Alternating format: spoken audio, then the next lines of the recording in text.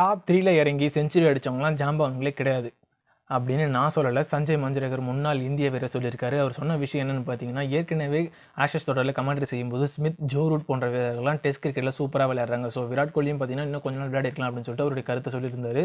அது மட்டும் இல்லாமல் நியூசிலாந்துக்கு எதிராக இந்திய அணி பார்த்தீங்கன்னா முதல் ஒரு நாள் போட்டியில் 93 ரன்கள் விராட் கோலி எடுத்திருந்தார். இந்திய அணி இதில் வெற்றி பெற்றுருச்சு. 93 ரன்கள் எடுத்து அவருடைய பங்களிப்பை கொடுத்திருந்தார். அதுக்கப்புறம் பார்த்தீங்கன்னா அவருக்கு ஆட்டநாயகன் விருது தந்தாங்க.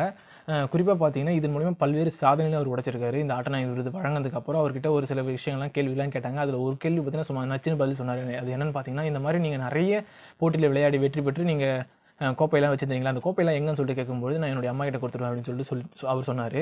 இவ்வளோ விஷயங்கள் நடந்திருக்கும் பட்சத்தில் சஞ்சய் மஞ்சுரேகர் சொன்ன ஒரு விஷயம் ரசிகர்களிடையே மிகவும் அதிர்ச்சியை தான் ஏற்படுத்தியிருக்காது. என்னென்னு பார்த்தீங்கன்னா, டெஸ்ட் கிரிக்கெட்டுக்கு பயந்துன்னு ஒரு சில வீரர்கள் ஒரு நாள் போட்டிக்கு திரும்பி இருக்காங்க. குறிப்பாக என்ன காரணம் அப்படின்னு பார்த்தீங்கன்னா, ஓடிஐ கிரிக்கெட்டை பார்த்தீங்கன்னா முதல் 10 ஓவர்லேருந்து எந்த ஒரு பவுலருமே விக்கெட் எடுக்கணும் அப்படின்னு சொல்லிட்டு பார்க்க மாட்டாங்க. குறிப்பாக வந்து அதாவது ரன்களை கட்டுப்படுத்தணும் அப்படின்னு மட்டும்தான் அவங்க பந்து வீச்சுக்கு, அதாவது ரன்களை கட்டுப்படுத்தணும் அப்படின்ற ஒரு நோக்கத்தோட மட்டும் தான் பந்து வீசுவாங்க அப்படின்னு சொல்லியிருக்காரு. ஸோ அந்த 10 ஓவரில் பார்த்தீங்கன்னா நீங்கள் வந்து ஓரளவுக்கு செட்டில் ஆகிட்டு அதுக்கப்புறம் வந்து நீங்கள் ரன் அடிக்கலாம். ஸோ எல்லாருமே அதை பண்ணலாம் அப்படின்னு சொல்லிட்டு சஞ்சய் மஞ்சுரேகர் சொல்லியிருக்காரு. அதுவும் குறிப்பாக பார்த்தீங்கன்னா இதை வந்து ஒரு வீடியோ பதிவாக அவருடைய இன்ஸ்டாகிராம் பக்கத்தில் வந்து பதிவிட்டிருந்தார்.